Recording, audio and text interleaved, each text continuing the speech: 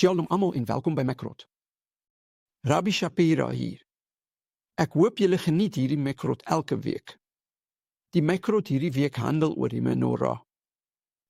En daar is 'n spesifieke geheim wat die Or HaGaim vir ons leer wat ek graag onder jou aandag wil bring. Aan die begin van die parasha, in hoofstuk 8 vers 2, staan daar: praat met Aaron en sê vir hom: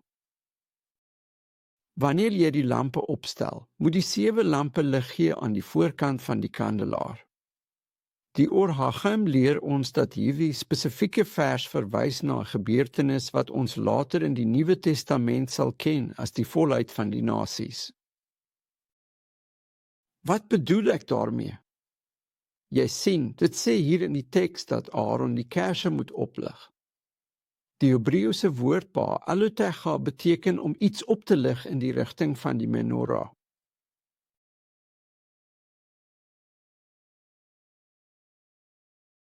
Let op dat daardie kerse na die menorah toe wys.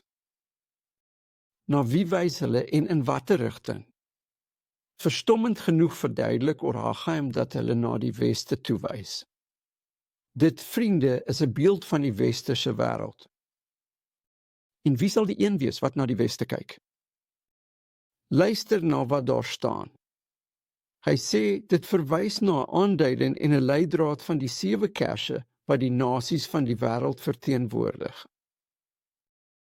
Dit is die 70 nasies. Elkeen van daardie kerse verteenwoordig 1x10, wat vir ons 70 gee. Jy sien, hy het dit verbind met Sagaria hoofstuk 8, 23, waar dit sê dat in die laaste dae 10 uit die nasies die tzitzit van 'n Jood sal vashou. 10 Jode, 7 takke gee saam die 70 nasies, reg? En dit sê almal van hulle sal aangesteek wees en die voordeel ontvang soos hulle hul na Israel wend.